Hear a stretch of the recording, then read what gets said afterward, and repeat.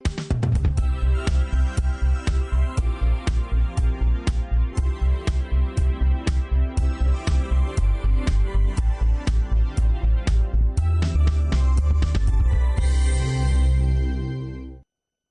so we are the premises of Future Leaders Microfinance Limited, member of the Future Leaders Group.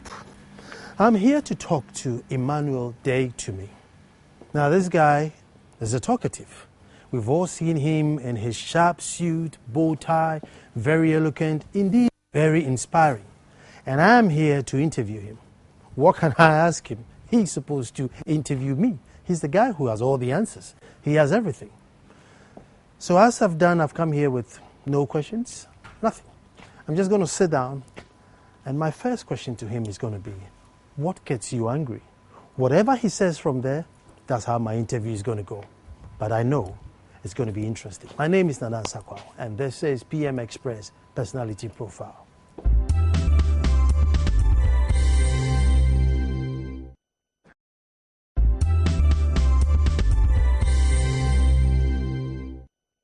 Hello and welcome back to the show. Now, you see, sometimes there's this individual or there's a person who seems to be like an agony aunt or an agony uncle. They seem to have the silver bullet for everything. And then we are very comfortable to use them as our first option that, oh, I have this issue, so let me pick up a phone and call him. But we never ever bother to think, do they have issues, or indeed are they completely have the perfect life and nothing bothers them at all? Who do they call when they have an issue? I'm here to talk to Emmanuel Dei Tumi. Now you see him on your televisions every day, smart, suave, bow tie, prim and proper gentleman. And he talks to us and he motivates us to get up and go because it is well. We'll talk about that as well. But we want to find out that after he said it's well and everything, and he goes to his business, his home, and his family, who does he call to tell him that, you know what, Emmanuel, get up and go because it is well? It's going to be an interesting conversation. We sat here in his office. Emmanuel, yes, Dei Tumi. Nana. I'm welcoming myself to your office. You're very much welcome. Very much good. Welcome. What gets you angry? This question has come to me in a different format. One of the things people have always asked me is what really makes me do the things that I do. And I've always said to them two things. The first is poverty. Wow. And the second is pain. Incidentally, what really gets me angry is poverty. But pain stimulates me, inspires me to go and get what I'm looking for. And poverty, because I believe that in this entire whole world, God gave all of us two great assets, time and the mind. Irrespective of who you are, whether you are Chinese, American, African, Ghanaian, Nigerian, or whatever, time and the mind. What some nations have done is that they've tried and they've gone through the processes of helping their young ones to master and control these two assets. In our part of the world, we leave it to chance. And so when I see people complain so much about lack and want and what have you, and I've seen it, I've been through it, and I'm sure we'll go into all of that. It makes me angry. Number one, why doesn't the system teach us to control these two great assets that God gave all of us in equal proportion? And so it makes me angry. And that is why I go out there to do the things that I really want to do. Because if you can teach any young person to master his or her time and to control what goes into the brain, trust me, that person can come out whatever he or she wants to become. And that is what makes me angry. The fact that we don't have what it takes to help our young folks to control these two great assets. It really makes me angry. I like the aspect of time. Now, you see, once upon a time, as Africans, we used to work in periods. Then the colonial masters came, so now we don't work in periods anymore. We need to work in seconds. So then there's Dom Baku, Dom Yenu, Dom Yenza, the church bell, so that we can. I think, I don't know if it's genetic, but when we worked in periods, we were fine. It's working in period in a time-specific environment, like your business. I have to get here at a particular time. I don't just have to get here in the morning, afternoon, evening, or dusk. Should we have continued in work managing our time within periods, or do we necessarily have to do this precision, don't back 1 second, 2 minute thing? I mean, is that where I am not privy to the pedagogy of the periods as you were talking about, but what I've come to realize, because over 22 years I've been in this business, is that Ghanaians in particular are used to reporting at a particular point in time and exiting at a particular point in time. So, for example, you have what you call 8 to 5 and stuff like that. What you are referring to as a period, people were not so much concerned about the time per se, but the results that they got within that particular period. In our time, it's a question of I came at 8 and I left at 5 or 4, so you got to pay me. That is where our problem is. So the issue is, when can we move away from just reporting to rather focusing on results? And when we focus on results, trust me, things will change. Things will change. do you have low days? You wake up one day and say, yes. today I feel low. I'm a human being. And who do you call? It's interesting. People walk in here and say, Mr. Dei Tumi, I want to be a motivational speaker. And the first question I would always ask them is, what work does your father do? Oh, my father is a lawyer. Oh, my mother is a doctor. Then I'll look at them and say, you cannot be a motivational speaker. Because motivational speaking is not just about giving out words and platitudes of English and stuff like that. It has to come from you. So the question is, do you have a story to tell? Are you angry enough? Do you have a history such that you would say, okay, once upon a time, I was down and I walked out of it to this particular point.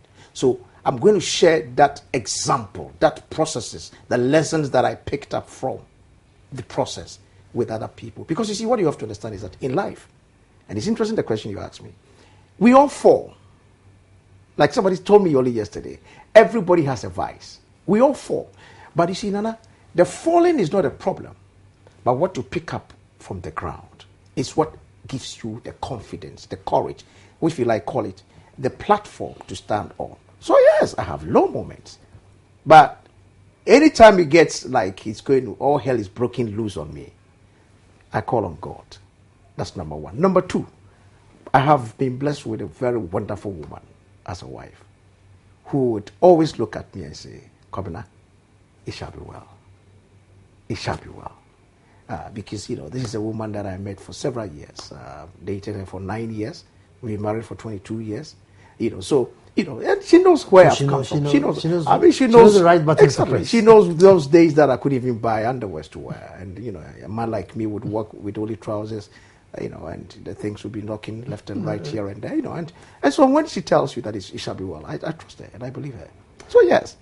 Then the second person I would always call is Professor Stephen Adai, who is my mentor, and then Dr. Utabel, who are my mentors. So these two key people are instrumental, critical in my life. I remember when I was starting my microfinance business, I had to go to Professor Adai, sit down with him, ask all the questions that I needed to ask before I started. Yes, so there are low moments in my life, but I'm privileged to have access to people like that who I can call. But let's all understand that we all have low moments.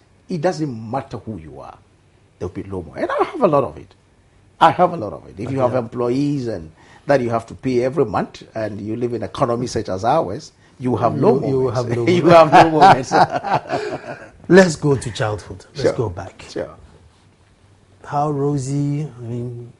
I remember asking the grandmaster that did you grow up with the silver spoon? He says, there was no spoon at all. Forget about it being silver. I like that. There was no spoon at all. That. How was yours?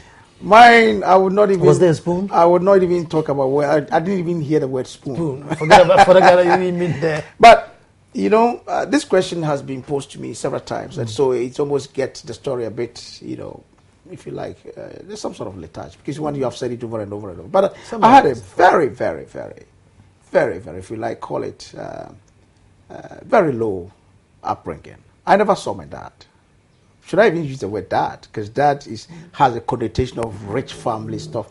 I never saw my eja. Because the last count, I was the 35th child of my father. I see. And my father, I'm told, died when I was only 1 year, 6 months. And my mother is a stark illiterate woman, never been to school before. And the reason why she didn't go to school was because my grandmother went and married a farmer who is an ordner when my mother was already born. And so my grandfather supposedly told my grandmother not to let my mother go to school so she can take care of her siblings who are brothers. Now, unfortunately, when the man was passing away, he bequeathed all his property to the brothers, my mother's brothers. And incidentally, they also decided not to give her any share. So my mother started life, as a baker. My mother was a baker, literally. And so I know how to bake. She taught us so many things. And I remember very well when I was in school. Let me take you up on that because Right. I need to come Sure. and get bread Right. baked by you. Sure. Sometimes you. Sure. The story. So Okay. mom was a baker. As I was saying. My mother was a baker. Never had. I remember my mother would buy half bag of flour, and it would take us about 3 weeks to complete or to sell the bread. We used to go to a place called Jumapo and sell in Chechrawa. I don't know if you know Chechrawa. It's made of corn. We put in the sieve. We mix it with sugar, and then you go to Jumapo to sell. But it's very whitish. Whitish. Oh, yes. All right. Yes. I sold it. Well, you don't sell it, you don't go to school. And I remember very well those days. We would go to school, and my mother would go to ask for pennies and stuff. He would tell me, "I don't have it." And there was this guy in our school who was a son of a catechist. Now Eric would come to school and buy wachi and talia, and then we all go around it and say, "Eric, hey, mambia, the typical, Yeah. And Eric would wait for us all to gather around him, and he would spit into the wachi. And then he will mix up the water with his saliva and say, "Whoa, bidi bidi." Now, for me, the issue was not about the saliva, but Eric has this rotting teeth, like in Kuntumbre, which made it so difficult. But in spite of all of that, Nana, we ate the water because we were hungry, That's survival. terribly hungry. And I'll come back home. I remember very well one day, we came back from school, and my mother said he was cooking ampesi for us. For almost 2 hours, this ampesi was not cooking. Then a friend of hers came and she said she was going to see her off. So I went and opened the lid, and guess what was in the bowl? Stones.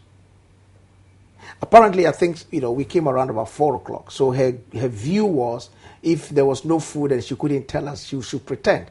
Then perchance, perhaps we will fall asleep, and then that will lead us to the next day. That is how terrible things were. I mean, I came from a background where they would pound fufu and put in the potoria, and then they would shout, "Abinyo." Then about 15 boys within the neighborhood will come and surround this apotoria.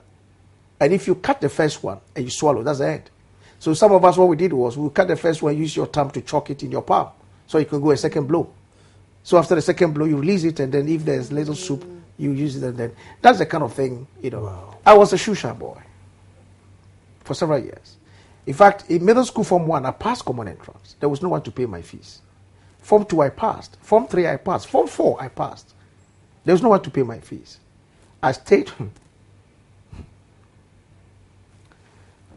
Yeah, that's a terrible story. I stayed home for 2 years, selling foodstuffs. I used to go to Begro and buy plantain.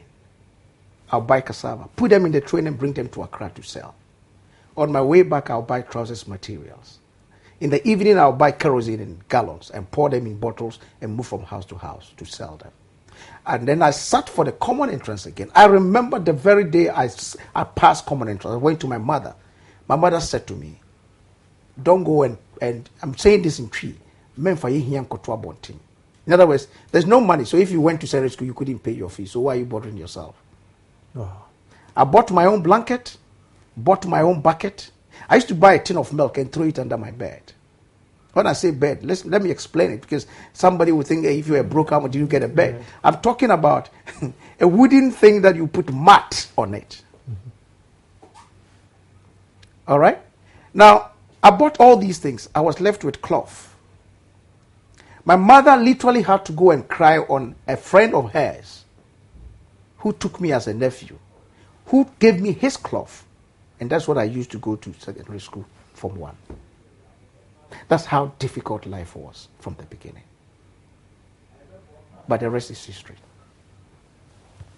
Now that is a story and a half. Now that nearly brought a tear to my eye. I mean, that is a struggle and a half. What secondary school did you go to? I went to one of the best schools in Ghana, for a penny secondary school. I see. For a penny secondary school. And incidentally, God is an interesting God. When I went to secondary school, Form 3, I became the bellboy. Form 5, I became the singing prefect. A-levels, I became the school prefect. A poor woman's son. And that's how God, yes, God led me through. What? You see, I've listened to the story. Who were you looking at that was keeping you going? Because by this time, even in my head, I gave up. Even in my head, I gave up because you had the liberty to move about and buy your plantain and sell your kerosene. So you could have just decided, you know what, forget it. I'll just do my kerosene business, do my cloth business, and told that path. What was that fight that, no, I must get my education intact? Because that is not there for you to look up to. I didn't really have... Prior to my secondary school, I didn't have anybody to look at. But when I entered secondary school, then I was challenged by my stepbrother, who then was doing his PhD in Canada. And I'll tell you why I was challenged. When I became the school prefect, I wrote a letter to my brother, who is a stepbrother of mine, to send me a shoe. Because as school prefect, you needed to.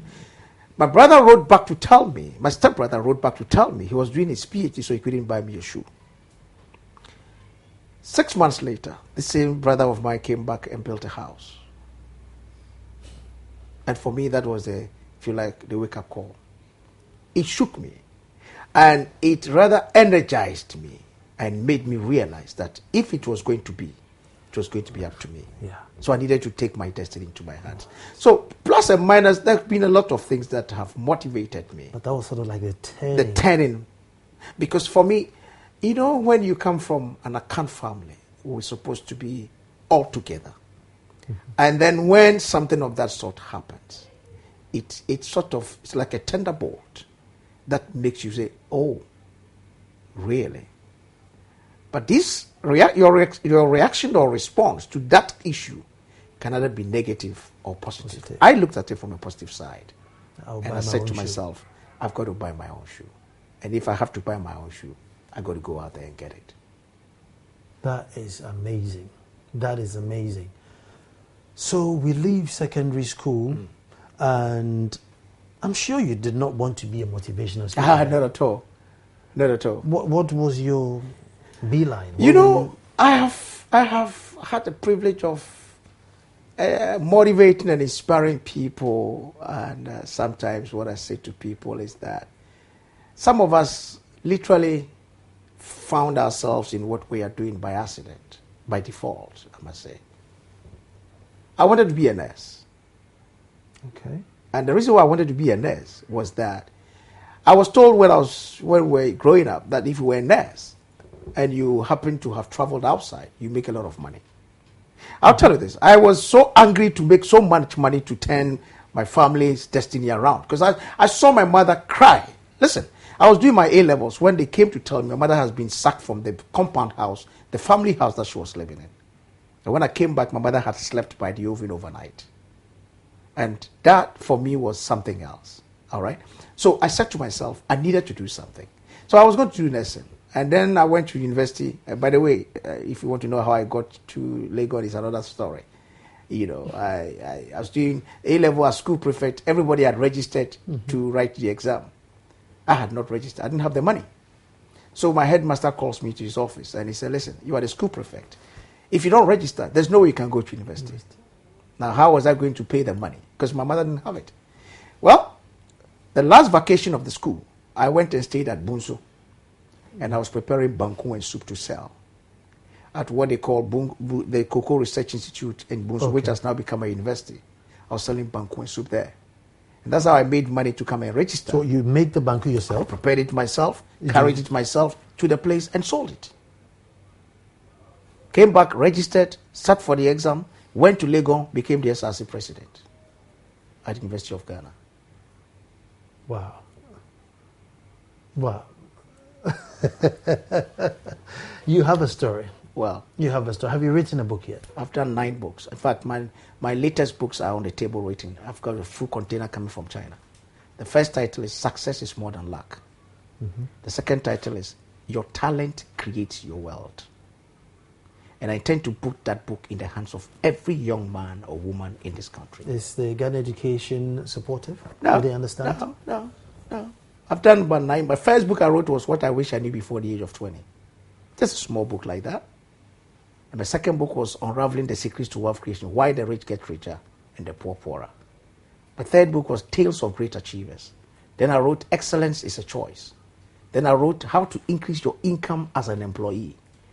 Then I wrote Tales of Great Achievers. And now I've just done Success is More Than Luck and Your Talent Creates Your World. Normally I will ask you this at the end of the interview. But for the amount you put in, what next? I want to die empty. I called my management to this room about a week ago, and I said to them, I find myself dying, and that in the next year I want to leave this company. This is not me. I want to be out there talking to people. I want to be on the stage talking to people. I want to die empty. Everybody has a purpose in this world. My purpose, I believe, is to encourage, to inspire, and to teach people how to break their old mold and be master of their own destinies. And that's what I want to do. You see, the difficulty I see you having, and you are out there, so maybe you can tell that wrong. Or we are a society or a group of people. Within the same group of people, we pick our leaders and everything from. However, we expect the leaders to be different than the society. And it obviously doesn't. So, I ask you, has the Ghana Education Service even looked at your book to say, look, let's go and change the mindset of people? But then they are the same people who, within the same, so they probably don't understand, just like the children. So, I mean, what are the challenges? How are you getting people to break from this norm when the system in which indeed they live in is all messed up? I made in my opening remarks, I said to you, God gave all of us 2 things, which are the greatest assets He gave mankind: your time and your mind. If you fail to know how to control and master and learn how to manipulate these 2 assets, you're not going to make it. Now, the mistake, as I said, as you rightly alluded to, that we all make is to assume that when people get into public office or positions of trust, they are supposed to act differently. But everybody has a blueprint.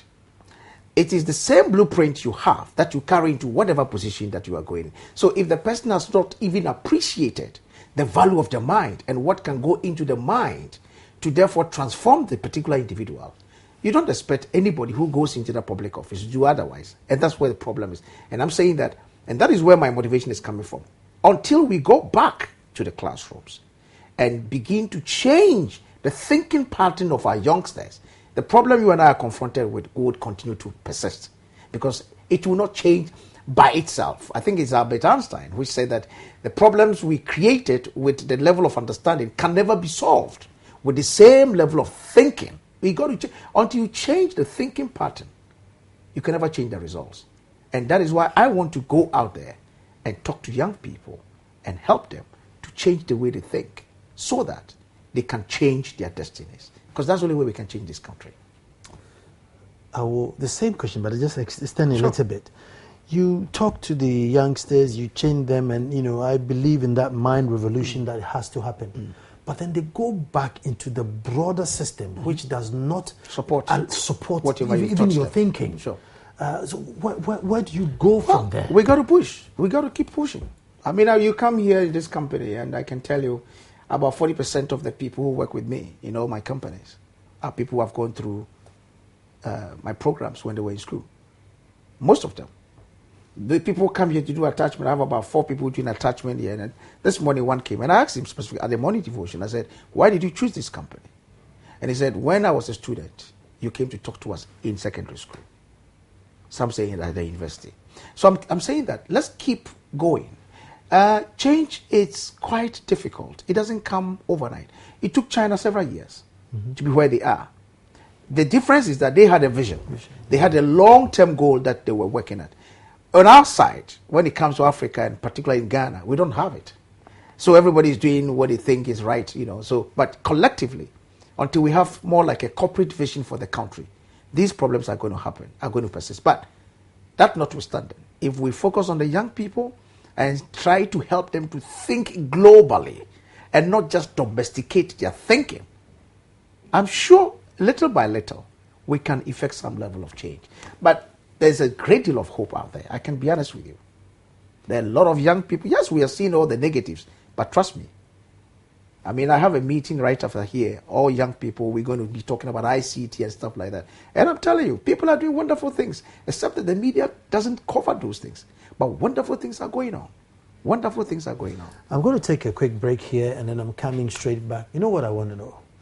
With this bustling of ideas and everything, when we sit at the breakfast table, how does Mrs. Dei Tumi cope? Because it's probably going to be barraged with all these psychological and all these ideas. Probably going to say, keep quiet, but I don't know. Stay tuned, we're coming straight back.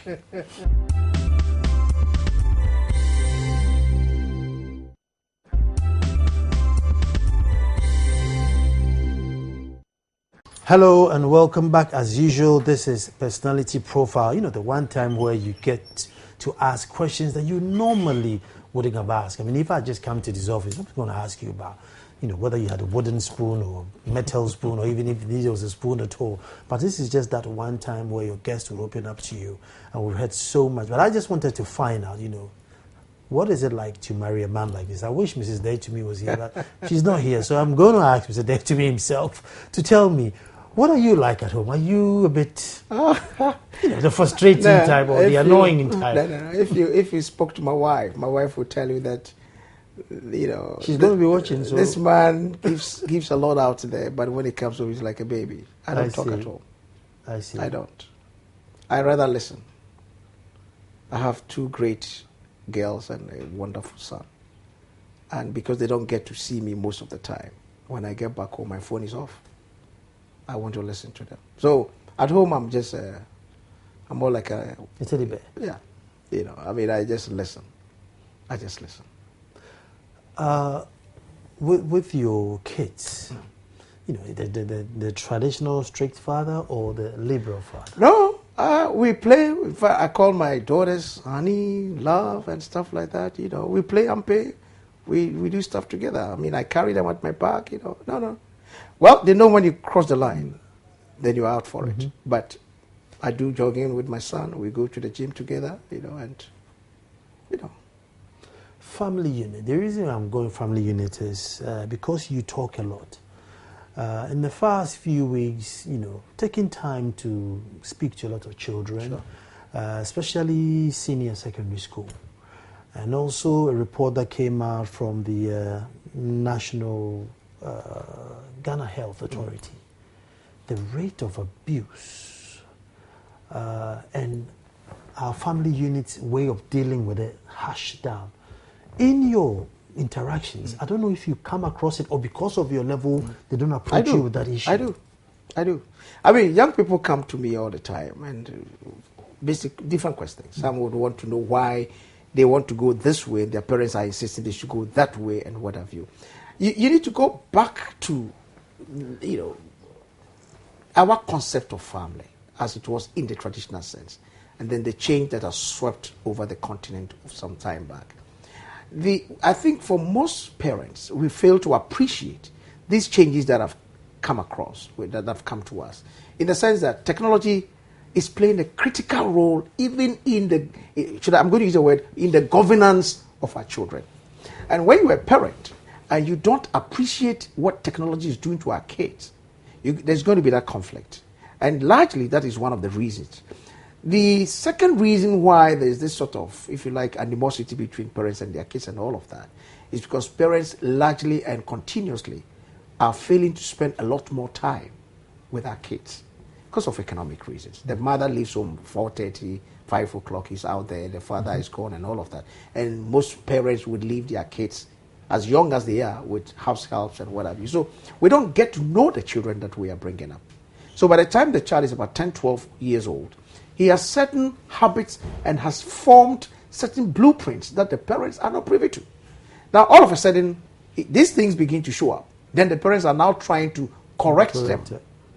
Now, when you do that, you are just, you're just wasting time. So my advice to parents, and of course to the young people, have always been, parents should try to understand young people. Let's hear them. Gone are the days when you said a child should not speak. Should be seen, not to be heard. You understand? Now it's no more like that. He has so much information, so much issues agitating the mind that he or she wants to ask. Now, if you're a parent and you don't create that forum, the child is going to take it out there, and he's going to have friends who are going to help him or her to find answers to those questions. And that is where the challenge is. So my advice has always been, parents should create a forum where there will be that sort of mutual interaction between themselves and the children. And most of these things can be resolved. Good. How do you spend your quiet time? In sports? What are your hobbies? I'm a football fan. Okay. I used to go to the stadium a lot until my wife stopped me. Especially when that incident happened. But because I don't get to stay home quite often, and I must admit, maybe it's a vice, I don't know, but I'm too workaholic. I come by 7:30, I'm in my office. I leave here about 10:30, sometimes 11. Whoa. So my kids don't get to see me. The only times you find me at home, Sundays after church. And even that, sometimes by 3:34, I'm back here working. That's my lifestyle. I've been doing this for the last 20-something years. But if I'm at home, after having my bowl of fufu or banku, it's either movie time. I like to watch movies. In fact, yesterday I just drove to TV Africa to buy 3 of Coinsa's movies. Okay. Mr. Coinsa, to buy 3 of his movies, and I just took it home, and I'm just reserving it for Sunday, So Sundays it's either my banku or my fufu and my movies and my kids. That's all. Beautiful, beautiful. As a people, we have become very divided politically. I think it's divided more than even religion or tradition or whatever it is. Very divided politically. All these young children coming up, they don't know any other way other than being divided. You are either to the NDC or you're MPP. That's it. Even if you're CPP, you have to be CPP, NDC, or CPNDC. How do we make them see this generation as what are they doing? How can we make them know that look at what they're doing, so that I don't know if I see when it gets to their turn, because you don't know when it gets to their turn to know that we can't do it this way, because otherwise they will fall into it, and the story just continues. For the last couple of, maybe the last 2 years, I've decided not to make comments on any public issue. But since you are talking about young people, I would indulge you. And 2 things. Number 1, let us create a national vision for this country. And you see, during the 50th anniversary, golden Jubilee anniversary, I was privileged to have given a lecture at the National Conference Center. And I think I was the last of the series of speakers that were asked to speak. And I said, this country at 50 has no vision. And if we don't develop a vision, there's no way we're going to go anywhere. 3 years ago, I was privileged to be a speaker at the New Year School, at the School of Distance Education in Lagos. And I said to them, I guarantee them, if we are not careful, in the next 15 years, the Omanhene of Western region will be a half foreigner. Why did I say that? If you live in a country where there's no proper direction, what do you expect of the young people? Okay? It does not take political manifestos only to govern the country. You need a national vision. And then the political parties must draw their inspiration and their manifestos from the vision. Isn't it sad that if you take a major institution like education, we are still toying with it? We are not sure. If there's a change in government today, we are not sure whether we're going to go the same 3 years or whatever. So it's a major thing. And it's all about because we don't have a vision. Now, but the bigger picture is that it's about time Ghana now begins to look at institutionalizing the issue of leadership, grooming young people in the concept and practice of leadership. If we don't teach people to understand the concept of leadership and continue to assume that once somebody finishes university, once somebody gets into public office and what have you, that person becomes a leader automatically, we're going to have serious problems. And this is what has been the trend over the years. We talked about China a while ago. What is the difference? It's leadership. If you look at all the nations that have developed, all the nations that have made tremendous impact over the last 20 years, is leadership. They had strong leaders, they had visionary leaders. I mean, Nkrumah stands out in all the things, in all our leaders that we talk about. Why? He was a visionary leader. I mean, I'm not an Nkrumahist and I don't belong in any political party, but the truth be told, the man had exceptional leadership qualities that you can see the difference in the things that he did. Others have come to do their bit, but I'm saying that let us take the issue of leadership as a major thing and start educating our young people in the concept of leadership. When we do that, this issue of division and conflict and what have you will be resolved, because a leader knows that you cannot achieve a dream with a team divided behind you. You need to put all of them together. And until we do that, we're going to have all this. Isn't it sad that today young people, I mean, I go to the universities, everybody's saying, when I finish school, I want to join a political party. Because they know that once you can talk. People ask me, why are you not in politics? Because you can talk. And I always tell them, you can serve your nation at any level that you are at. You don't have to be in public office or political party to serve your nation. So for me, that is my major concern. How do we teach our young people about leadership? Not just position occupancy. I've said to people, you can be an MP without being a leader. You can be an MP, member of parliament, without being a leader. So the issue of leadership for me is critical. When people understand the concept of leadership and they begin to practice it, there will not be this conflict and animosity between political parties who are seeking to achieve political power to govern a country. Why should that lead us to kill it ourselves? But when we have no idea what leadership entails, this is what leads us to. I'll change the ball game a bit and go to something that beats my mind. You see, as Africans or as Ghanaians, if I walked into any house on this road, just walked in there, met anybody there, they would meet me, hello, Mepacho, please, who are you looking for? Sure. Say, I'm looking for Mr. Dei Tumi. Oh, he doesn't live here. Maybe he lives two doors away. If I came and I knock on your door, whoever opened, oh, take a seat, I'll let him know you are here. And they'll go through all that processes. If I leave there, and then in 2 hours' time, I went into an office and probably met the same person, she probably would even lift her head and look at me. And she would probably give me the worst customer service I've ever seen in my life. What causes that transition between being so hospitable at home and so hostile at the front desk? I don't know if you've worked it out. It's a multiplicity of factors. The first is insecurity. When you are not sure of yourself, you act funny. Because you think that somebody else who is coming would be able to take you from where you are and come and occupy the position. So insecurity is the first thing. The second thing is that people don't know who they are. And I'll be honest with you, most Ghanaians who find themselves in certain positions never thought that they could be there. And so they find themselves there, and it's like, hey, I never dreamt of being here. So now that I'm here, let me make sure I really entrench myself in this position. And in so doing, they do all kind of funny things. The third reason is because, again, you go back to the issue of leadership. People think that being a boss is what makes you a great person. And again, in Ghana, where people place a lot of emphasis on, the big man concept, everybody wants to be seen as a big man. And how do you display big man or big manship? To some people, big manship is squeezing your face, being the boss, and making sure that people don't get access to you the way it's supposed to be. Because then, the more you delay a person, the more the person sees you as a big man. And for me, that's nonsense. Because you see, if you're a leader, you always understand that a leader, your efficiency and your effectiveness is based on people. A leader is supposed to be a people person. And again, it goes back to the issue of time. Your appreciation and your value of me can be quantified in your respect for my time.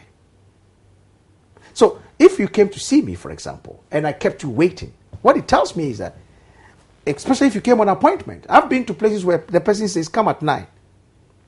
You go there at 9, you're waiting for about 9:40, 9:50 before they walk into the person's office. Now, if you get me 9 and I came there at 9, why keep me waiting?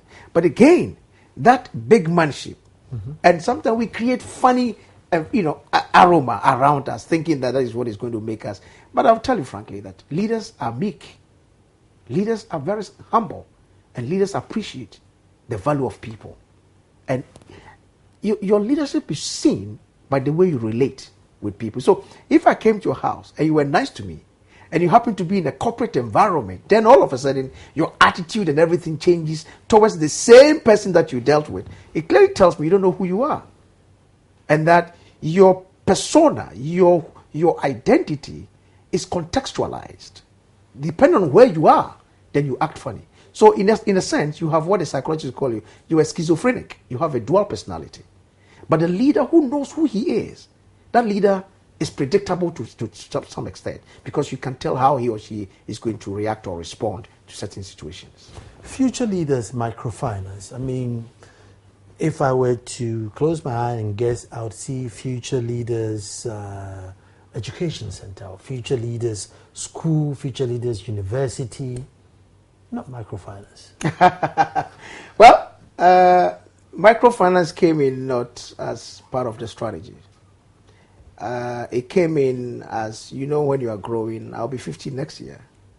And when you are growing, you want to also, the Bible says that a righteous man leaves an inheritance for his children's children. So you want to ask yourself, having done all that you are supposed to do and having completed all that you want to complete, what next? The question you asked me. So I felt, okay, let's see what we can do with microfinance. But like I told you, this is not my heart. I mean, I'm just here to guide and make sure it's stabilized and then I move on. But this is really not my heart. But my really heart is in what you just said. And we have a school that we run. We have a human capital development company. We are into real estate. But I don't mention those things because what I do is talking. So I talk. And you love? I love talking. And you love talking. I love talking. Which groups are your favorite to talk to? The young ones, the middle age, or the older? I make my money from the middle age and the upper class, and then I spend it on the young people. I give scholarships for people doing medicine. Some are in secondary schools and what have you. But my greatest motivation is being with the next generation, the young people. You talked about hope. I spoke to one prominent man, I'll leave his name out, and he looked and said, Nana, I think some of us are just going to die with our dreams. It's not going to realize. You know what? I will say, Professor Adai. No, Professor Kosa. Right. All he said was, these ambulances that are hooting up and down in the road, have we even bothered to make sure they can support life? What's in it? Is the oxygen tank in it? The nurses in there, are they trained? And we, the people who would use the ambulance service, absolutely laid into him, found the political party to align him with and lambasted him. Where is hope in such a society? I mean, shouldn't we have even thanked him that, oh, good, because we haven't thought about it. Because we are the one, indeed, he doesn't even need it. He's wealthy enough to, cart himself to the hospital. Sure. Those of us who cannot afford it are the ones that lambasted him. Where is hope? I was at a question, but before I answer, let me just take us back to the statement I made, and I want to repeat myself. The greatest gift God gave mankind was time and the mind. The mind, because all that we have talked about, the problems, the challenges, whatever we are discussing here, is a reflection of the content of the mind. So a society is a reflection of the collective mind of that particular society. So if Dr. Kosa or whoever mentioned that, talked about it, he's only telling us, he's only reflecting the lack of appreciation of long-term thinking, as we know has been the beef of our country. We don't think long-term. Even if we did, it's on paper, but we don't implement those things. But having said that, Nana, I am one person who believes, not because I'm a motivational speaker, but I'm an optimist that there's a great deal of hope in this country. Look, anybody who tells you that there's no hope for this country, the person has not interacted enough. And I'm not talking about the adults. No. Think about the adults, there's no hope. But I'm telling you that a lot of young professionals who are thinking differently. Why? Because they are feeding the mind with different information. Who you are is a reflection of what you have fed your mind with. I always tell people, your bigness is not the suit you wear, but the content of your mind, the content of your heart. And I'm telling you, there's a great deal of hope. You should just interact a little more and see the different pattern of thinking that these young people are coming up with. We're going to leave the old generation behind. And I can assure you, in the next 10, 15 years, look, even the next election, you'll be shocked. The trend of the way things are going to turn out. People are going to stand on a political platform and people are going to hoot at them because the gap between where they are and the people that they are trying to convince to vote for them is so huge that they will ask only one question, that guy on the political platform would, shamefully bow their head and walk off the stage. That is how events are going to unfold in this country. You watch it. I mean, I like your optimism and I wish I could see it, but I really can't see it. There was a vigil that went on, and the vigil wasn't because children's homes were suffering. The vigil wasn't because mental homes were in a deplorable state. It wasn't because we ignore blind women at traffic lights. It's just because somebody said a silly statement and he has to go to court to answer. We held the vigil. So I can imagine from their houses to the vigil ground, they walked past all these situations and went to God and asked God, I don't care about the blind, the poor, the sick, and anything. Just have mercy on our friend who said something silly to destabilize things. So where do I find this hope and, Well, again, optimism? You have to understand that every nation has what we call corporate motivation. What is it that motivates us to do the things that we do? And if you look at it deeply, you realize that what motivates us to do the things that we do is a reflection of our values. Okay? So if persons are doing certain things that they are doing, it tells you about the values they stand for. If a thief man comes here and you tell him don't steal, he doesn't understand why you say he didn't steal. Because as far as he's concerned, stealing is what makes him. If a young man in political suit stand by the roadside and begin to unzip and pee by the roadside, it tells you the values the person is made up of. So again, what we are seeing around us is a reflection of the content of the mind of the people. So I wouldn't comment on. So what I'm saying is, but the point the difference between them and the ones coming. Yes, and that's what I'm saying, that the bridge. There are a lot of young people who are now being fed with a different sort of information, different sort of ideas, different sort of, if you like, call it values. Because, listen, your blueprints are a combination of the information you've acquired and the values that you've created for yourself. And if we keep isn't it amazing that even at national fora, we don't even see the national flag, we don't even see the national. As many people can recite the national pledge now. I did a whole series on the national anthem, and it's amazing. Take the words of the national anthem. Where has it taken us? Okay, so yes, I'm only praying that one day we'll come to the realization that there's a need for us to develop a national vision for this country, so that everybody, yourself, myself, your crew, would appreciate that, look, this television thing that I'm doing it because it goes to add on to realizing the vision that this country is seeking for. And until we get there, it's going to become individualistic, stomach-driven. You ask yourself, why did you go for the vigil? If you disaggregate them and you interview 10 of them, probably thinking, oh man, the guy is a general secretary. Or perhaps if they happen to come to power one day, because of my association. People do things not because they have to do them or they love to do them, but they do them for different reasons. And I'm saying that we need to create that national consciousness. Okay? And once we do that, a lot of these things will be silenced. Yeah, man, let me take you back, because you said the national anthem. There's a phrase that says, help us fight, oppressors rule. Sure. And I sit back and I think, are we oppressing ourselves? Or because we, as soon as I hear that, my first thing is, oh yeah, some white man is going to dock with a ship and come and oppress. Yeah. Who are these oppressors that we still have to fight against? Ourselves. Our minds. Ourselves. Go to the Chinese embassy and see how many people are queuing up there. Go to the American embassy. They don't bring ships and chains to take us there. No. No. I mean, isn't it funny that today, if you are traveling abroad, you can go to America without a bag or anything. You go with your brain and come back with money. That's the world in which we are. Information, knowledge has become a currency. Yet how many people know this?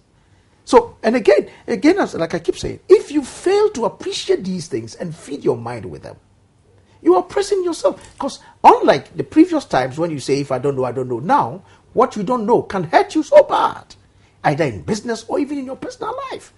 And so we are oppressing ourselves. And again, I'm saying until we change, the content of our minds, the content of our lives will not be different. On the subject of mind, and we're just going to round up, but we have developed this culture where we can't seem to accept ourselves, either black, African, or Ghanaian.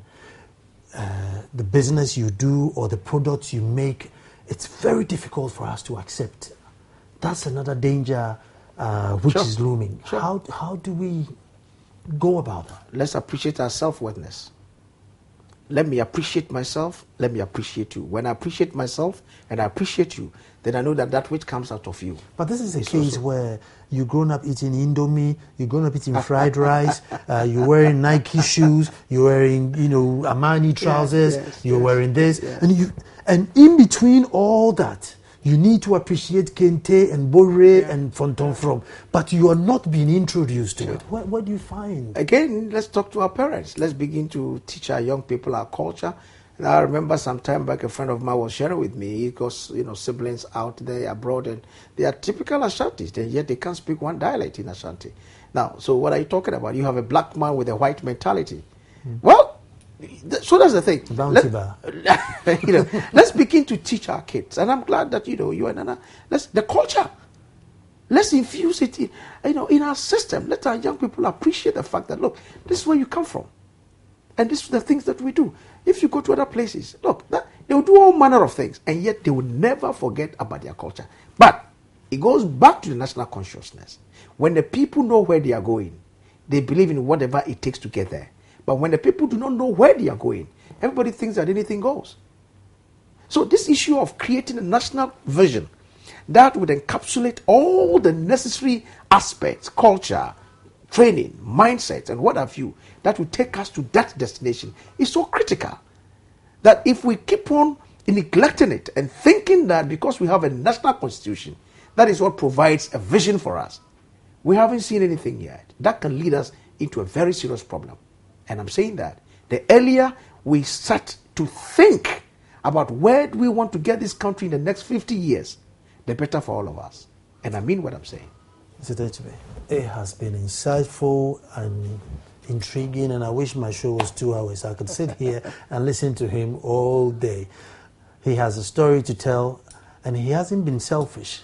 And there's lots and lots and lots of people, Ghanaians, who've gone through business in their own way, but never told their stories. And I could give you a list of names, those who have been and left and those who are still alive, but yet still never told their story. Maybe they could have been hired an author to write their book and tell their story, but they never did. But this is one man who said, you know what, I'm not going to keep my experiences, my falls and everything to myself. I am going to tell my story, and indeed, he has told his story. I'm very appreciative of that, and I hope that somebody will watch this video and also say, you know what, I also went through a particular stage in my life which I think if I share, it will motivate somebody and pick it up. Because you know what, if the generation after us do what we are doing now, then we are all in trouble. My name is Nana Nsakwa. This has been Personality Profile on PM Express. Thanks for watching. Next Friday we'll be back with another personality. Have a good week.